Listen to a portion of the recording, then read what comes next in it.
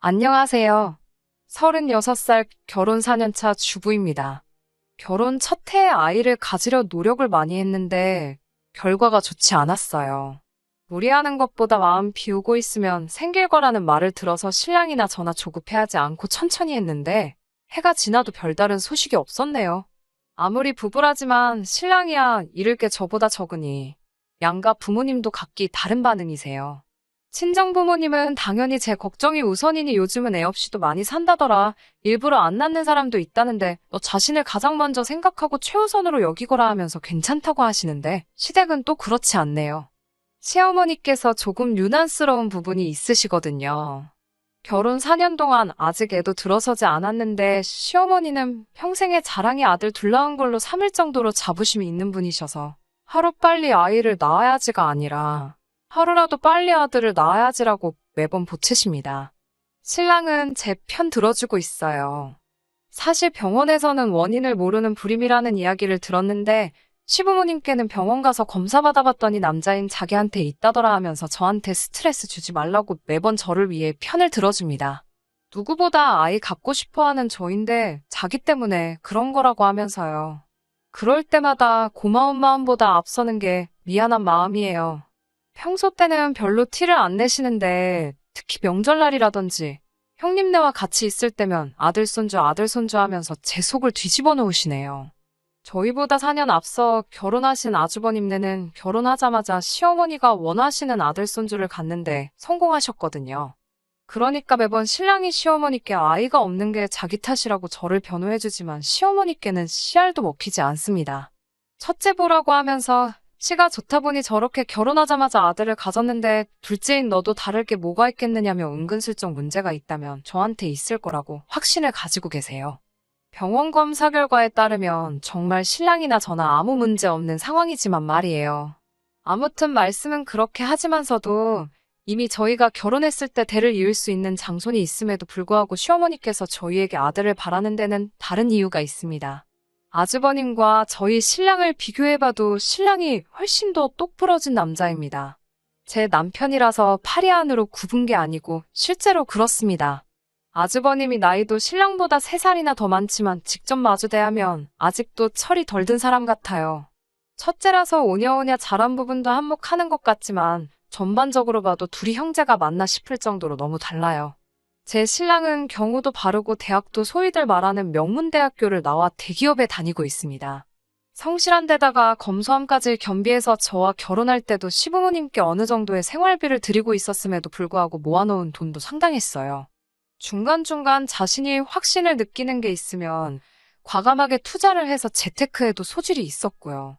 정말 제 남편 자랑하는 것처럼밖에 안 보이겠지만 겸손하기까지 합니다.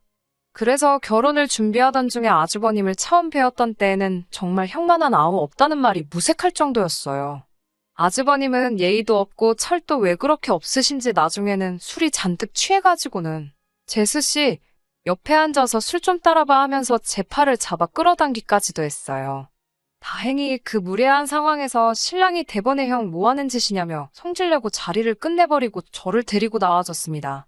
솔직히 그때 오만정이 다 떨어져서 결혼이고 뭐고 뒤집어 엎을까 했는데 제가 아주버님하고 살 것도 아니고 아주버님은 서울에서 가까운 중소도시에 거주하고 있었기 때문에 딱히 마주칠 일이 없었거든요. 형님도 마찬가지입니다. 신랑하고 아주버님을 비교하기는 했지만 아무래도 제가 제 스스로 남과 저를 비교하기는 뭐하니 별다른 말은 쓰지 않으려고요. 그래도 제 눈에 안경이라는 말이 괜히 있는 게 아닌가 싶은 게 형님도 굉장히 진중하지 못한 성격이고 자기중심적이기까지 합니다. 뭐 아무튼 아주버님이 제 신랑과 비교했을 때 그 어떤 점도 괜찮은 부분이 없다는 걸 시부모님께서도 알고는 계셨던 거예요. 하지만 시어머니가 아주버님네보다 저희들에게 더 기대를 하고 계신 건 두 형제 간의 직업적인 차이 때문만은 아니에요. 저희 집은 제가 어릴 때 무역상 하시던 아버지가 대박이라고까지 하긴 그렇지만 운 좋게 큰 수입을 올린 해가 있었고 어머니께서도 감이 좋으셔서 그때 사놓은 부동산들 덕분에 집에 자산이 조금 많은 편이에요. 그래서 신혼집을 구하는 대신에 친정아버지 명의로 되어 있는 강남에 있는 아파트를 증여받기도 했습니다. 저도 딱히 회사는 다니고 있지 않지만 또 친정아버지 명의로 된 상가에서 감성 카페를 운영하고 있어요. 커피를 직접 배우거나 하지는 않았지만 제가 전공했던 인테리어를 10분 활용해서 젊은 층이 사진 찍으러 많이 오는 카페로 코로나도 비껴갔다는 소리를 들을 정도로 장사가 잘 되는 편입니다. 가장 극심했던 작년 여름에도 입장에서 사진 찍으려고 줄을 설 정도로 장사가 잘 되었고 달에 제가 가져가는 수입만 해도 대기업 다니는 우리 신랑 기죽을 만큼 많이 벌어요. 그렇다고 제가 진짜 돈으로 신랑 기죽이는 건 아니고요. 안정적인 직장에 복지까지 있는 회사 다녀주는 신랑 덕에 제가 득을 보는 것도 있죠. 아무튼 저희가 아주버님네에 비해서 경제적으로 넉넉하니 시어머니는 아주버님네 아이가 아들 장손이라고 하지만서도 은근 저희한테도 아들이 있었으면 하시는 부분이고요. 그런데 결혼하고 한 해, 두 해가 지나면서 통 아이 소식이 없으니 시어머니께서 조금 극성으로 변하신 부분이 없지 않아 있습니다. 신랑 앞에서 저한테 뭐라 한 소리만 했다 하면 신랑이 두 팔 걷고 나서서 시어머니와 대립을 하는 걸 알고 계시니 저와 신랑이 둘이서 같이 있는 자리에서는 딱히 별다른 말씀을 하지 않으시는데 그렇게 저에게 개인적으로 전화를 하세요. 일하느라 바빠서 전화를 못 받는다 치면 그걸로도 뭐라고 하시고 그런 일이 종종 있어서 신랑한테 이야기를 했더니 여느 때처럼 신랑이 시어머니께 한 소리를 했나 봐요. 그런데 그러고 얼마 뒤에는 자기 아들한테 고자질을 했다면서 뭐라 한마디 하시고 또 이번 일을 가지고 신랑에게 말만 한번 해보라고 엄포를 놓으시더라고요. 사실 시어머니 엄포가 겁난다거나 무섭거나 하지는 않았지만 신랑이 중간에서 참 스트레스 많이 받겠다는 생각에 몇 번은 제가 그냥 흘러넘기려고 했습니다. 작년 일인데 작년에 마침 딱 SNS에서 제가 운영하는 카페가 인기를 끌어서 손님이 정말 끊임없이 들어오던 시절이 있었어요. 장사가 잘 되니까 좋은데 너무 준비 없이 들이닥친 손님 때문에 정신없이 바쁘던 하루였습니다. 그날도 시어머니가 저한테 무슨 쓸데없는 소리를 하시려고 전화를 하셨었나 봐요. 눈을 감았다가 뜨는 시간도 아쉬울 정도로 바쁘고 일손마저도 부족한 와중이었으니 제가 전화를 받을 수 있을 리가 없었어요. 시어머니도 오기가 생기셨는지 제가 언제까지 전화를 안 받으려나 보자는 식으로 쉬지 않고 전화를 하시더라고요. 솔직히 너무 바쁜데 전화벨 소리 계속 울리고 있으니 짜증이 나서 전화기를 꺼버리고 일에 집중을 했어요. 그렇게 2시간쯤 지났는데도 손님이 빠질 생각을 안 해서 숨 돌리기도 힘든 상황이었는데 시어머니가 가게 문을 벌컥 열고 들어오시더라고요.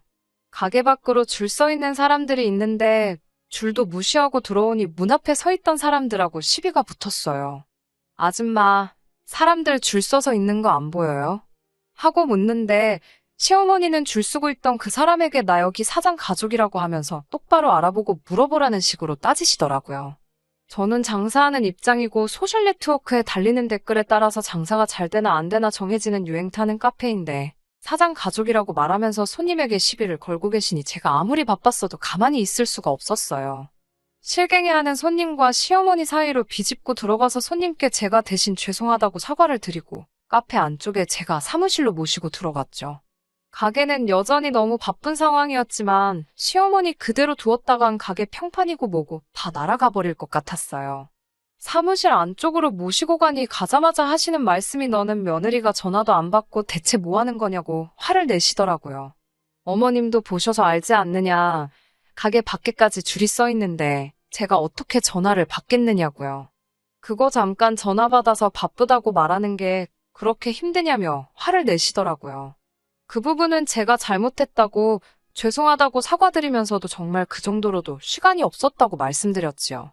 시어머니가 제게 뭐라 한마디 하려는 찰나에 홀에서 저 빠져있는 동안 혼자 고군분투하던 직원이 하다가 안 되겠는지 저를 크게 부르더라고요.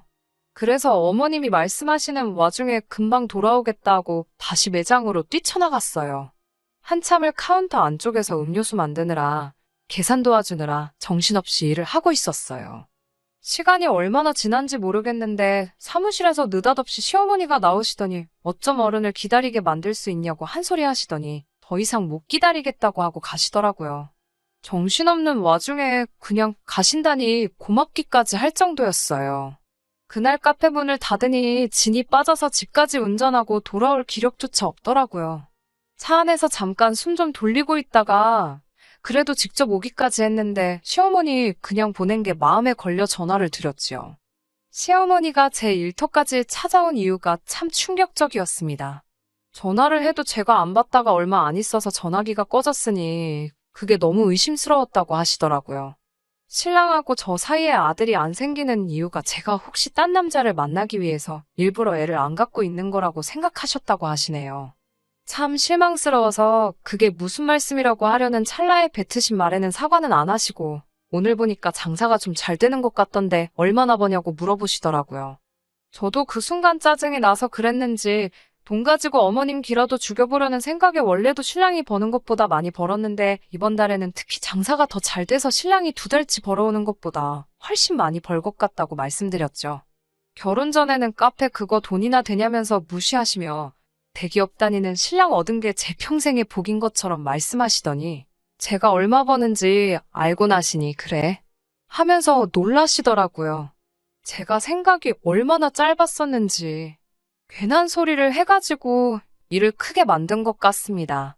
며칠 지나지 않아서 가게에서 일하고 있는데 아주버님이 찾아오셨어요. 어쩐 일로 여기까지 오셨냐고 했지요. 왜냐면 아주버님 사시는 곳이 대중교통은 다니지만 서울이 아닌 곳에 있어서 강남까지 오시려면 2시간은 좋게 걸리는 거리거든요. 아주버님이 알 수 없다는 표정을 하면서 제가 불러놓고는 무슨 소리를 하는 거냐고 짜증을 내더라고요. 그러고 나선 어디론가 전화를 거시더니 한참 뭐라 서로 대화를 나누다가 전화기를 저에게 바꿔주네요. 상대방은 다른 사람이 아니고 시어머니셨어요. 저번에 왔을 때 보니 가게가 일손이 많이 필요할 것 같아서 아주버님을 보냈다는 알 수 없는 소리를 하시더라고요. 아무리 제 카페가 원두를 업체에서 받아와서 하고 있기는 하지만 음료수들 일체 다 각각 고유한 레시피로 정성 들여 나가는 곳이거든요. 그런데 카페도 잘 모르는 아주버님이 오셔봤자 도움될 것도 없고 오히려 숙련된 직원들 동선에 방해만 될 뿐이었어요. 그래도 신랑의 오빠인데 문전박대 할 수는 없으니 계산대 보는 법이라도 알려드리고 그 부분만 도와달라고 부탁드렸죠. 그런데 시작한 지 30분도 안 돼서 입이 대빨라와서 지루하다 궁시렁대고 열심히 일하고 있는 직원들한테 커피는 믹스커피가 제일 맛있는데 5,000원씩 내고 음료수 사 먹는 사람들이 참 이상하다는 재미없는 농담이나 하고 있더라고요. 잠깐 자리를 비웠길래 어디 갔나 했더니 밖에 덥다고 가게 화장실에서 담배를 피고 나오더군요. 정말 혈압이 올라서 쓰러질 뻔했습니다. 웬만하면 시어머니와의 일들은 신랑 중간에서 불쌍해 보여서 한동안 제가 스스로 누르면서 지내왔는데 이날 일은 말을 하지 않을 수가 없었어요. 신랑은 자초지종을 듣고 두 사람 다 미친 거 아니냐고 곧바로 전화를 걸더라고요. 어찌어찌 아주버님이 일하시는 건 없던 일로 하기로 했는데 다음날 신랑 출근하고 저도 출근 준비하는데 시어머니한테서 전화가 왔습니다. 그걸 그새 아들한테 고저지를 했냐며 또 성질을 부리시더라고요. 신랑이 화나 있던 것 때문에 대답만 그렇게 한 거지 아주버님을 제 가게에서 데려다 쓰라고 강요를 하시더군요. 그 이유가 더 어이없었어요. 제가 언제라도 아들을 갖게 된다면 일을 하지 못할 것 아니겠냐고 그렇다고 그 많은 돈 버는 거 아주버님한테 월급을 700씩 주면 어떻겠냐고. 놀랄 틈도 없이 무슨 월급을 700씩 주냐고 했죠. 당장 가게에 혼자서 다 도맡아 하는 직원이 그거 반도 못 받고 일하는 건 알고나 있으시냐 말하니 가족끼리 서로 도와야지 가족한테 주는 돈이 아깝냐고 하시더라고요. 자꾸 태어나지도 않은 아들 운운하시면서 제가 앞으로 육아 때문에 일을 못하게 되면 자기 가게인 것처럼 신경 써줄 사람이 아주버님 말고 또 어디 있겠냐라고 하시면서요. 더 말도 하기 싫어서 딱 잘라 거절하고 그럴 일은 없을 거라고 말씀드렸어요. 신랑한테 말하니 신랑도 잘했다고 너무 마음 쓰지 말라고 말하더라고요. 그 뒤로 그냥 저도 가족으로서 며느리로서 할 도리만 하고 지내고 있었어요. 거리를 두려고 하는 걸 눈치채셨는지 시어머니도 그때부터 저희에게 아들 낳으라는 말 따로 안 하시고 명절날이나 가족들 모이는 일이 있을 때 대놓고 아주버님네 더 챙기면서 편애를 하기 시작하셨죠. 서운한 마음이 없었다면 거짓말이겠지만 그래도 크게 신경이 쓰이거나 하지 않았어요. 워낙 방법이 유치했으니까요. 오히려 해방된 것 같아 마음 하나만큼은 편했죠. 그렇게 거리 두면서 별탈 없이 잘 지내고 있었는데 시어머니가 아주버님하고 형님 대동해서 저희 집까지 찾아오셨습니다. 연락도 없이 오신 터라 주변에서 배달 음식 몇 개 시켜다가 후다닥 상 차려내고 저녁 식사를 하고 있는데 정말 말도 안 되는 요구를 하시더라고요. 식사 중에 뜬금없이 맹모삼천지교라는 걸 알고 있느냐고 하시길래 무슨 말을 하시려나 했더니 이제 아주버님네 아이가 초등학교에 입학할 나이가 되었으니 더 좋은 환경에서 교육을 시키고 싶다고 하더라고요. 의도를 모르니 조기 교육이 중요하다더라. 좋은 결정인 것 같다 뭐 이런 식으로 장단 맞춰주고 있었는데 무슨 계획이라도 있는 줄 알았더니 대뜸 하시는 말씀이 저희는 월세방을 구하던지 해서 나가 살고 지금 살고 있는 이 집을 아주버님네 아이가 대학교 들어갈 때까지 살게 너네가 양보를 하라고 하시더군요. 어이가 없어서 자식 교육 좋은 데서 시키고 싶으면 월세방은 형님이 구해서 살면 되지 왜 우리가 이 집을 양보해야 하냐고? 이 집 결혼할 때 우리 돈 한 푼 들어간 거 없는 장인어른이 마련해 주신 집이다. 우리 가족 중에 그 누구도 이 집을 양보하란 말 할 수 있는 사람 아무도 없다고? 제가 말하기도 전에 신랑이 나서서 어머님께 큰 소리를 치더라고요. 그랬더니 형님이 월세방에 살면 아이가 무시당한다고 하더라고요. 요즘 애들이 그런 거 더하다고 학군도 중요하지만 인맥도 중요한 법이라면서 어려서부터 한 동네에서 같이 자란 친구들이 다 자기네 아이한테 좋은 재산이 될 거라고 설명을 하대요. 자기들이 월세방 같은 데서 살았다간 애가 앞으로 또래 친구들한테 무시당하고 미운 털이나 박히지 암만 공부를 잘해도 요즘은 인맥이 없으면 아무런 쓸모가 없다면서요. 뭘 믿고 저리 당당한가 했더니 시어머니 하나 믿고 저러고 있는 거더라고요. 장선이 잘 돼야 집안에 기강이 서는 법이라면서 너네는 애도 없고 둘이서 돈도 잘 벌고 있는데 이렇게 넓은 집에서 둘이서 살 필요가 뭐가 있냐고 다 가족이 잘 되기 위해 그러는 거니 저희가 반드시 양보를 해야 한다. 돈을 달라고 하는 것도 아닌데 뭐 그렇게 어렵게 구느냐 이런 식으로 말을 하더라고요. 정말 사람이 염치가 없어도 이렇게 없을 수가 있는지 이건 되고 안 되고를 논할 문제도 아니라고 말도 안 되는 소리 하실 거면 그냥 돌아가시라고 말을 했어요. 신랑도 더는 들을 가치도 없다고 오랜만에 오셔서 무슨 말을 하시는가 했더니 무슨 말도 안 되는 억지를 부리고 계시냐고 같이 한마디 했어요. 그랬더니 시어머니가 대뜸 화살을 저한테 돌리더라고요. 결혼하기 전에는 우리 신랑이 가족들을 위해 헌신하고 이런 일로 속 썩인 적이 한 번도 없었는데 이게 다 저 때문이라면서요. 제가 자기 아들을 홀려서 가족도 버리는 냉혈한으로 만들었다고 제 탓을 시전하더라고요. 아주버님도 가세해서 그때 제 카페에서 하루만 일하고 내쫓겼다는 이야기를 하면서 어떻게 사람이 그렇게 차가울 수 있냐고 하더라고요. 자기가 오며 가며 교통비에 시간을 얼마나 허비했는데 일당만 주고 보낼 수 있냐고 하는데 그날도 제가 그냥 보내기엔 마음이 그래서 20만 원을 챙겨드린 거였거든요. 어디 가서 일당으로 20만 원 주는 곳이 있냐고 저도 지지 않고 말하고 있는데 애도 없는 사람들이 그 돈 벌어서 무덤에 가져갈 거냐고. 그렇게 안 받는데 이제 보니 돈 욕심도 많고 가족들도 모르는 사람이라고 혀를 차기 시작했어요.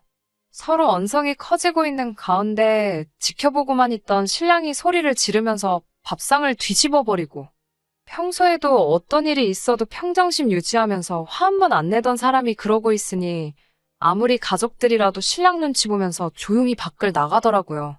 거실은 신랑이 엎어버린 밥상 때문에 개판이 되어 있었어요. 제가 치우려고 하는데 자기가 그런 거니 자기가 치우겠다고 잠깐 혼자 있고 싶으니 혼자 치우게 해달라고 부탁을 하더라고요. 방으로 들어가 있는데 아무 소리도 나지 않아 문을 살짝 열고 남편을 쳐다봤어요.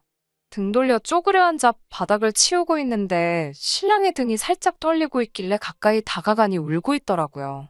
저한테 미안하다고 정말 미안하다고 몇 번이나 사과하고 앞으로 자기는 가족들 안 보고 살아도 되니까 우리 둘이서라도 행복하게 살자고. 원래는 저런 사람들이 아니었는데 왜 그런지 모르겠다면서 아무리 싫어도 너무 미워하지는 말아달라고 부탁을 해왔어요.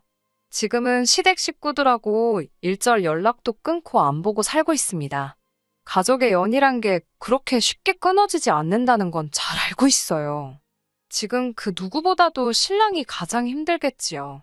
그동안은 걱정이 앞서서 시험관 같은 시술은 생각도 해본 적이 없습니다. 그래도 이번에는 용기 내서 시도해보려고 해요.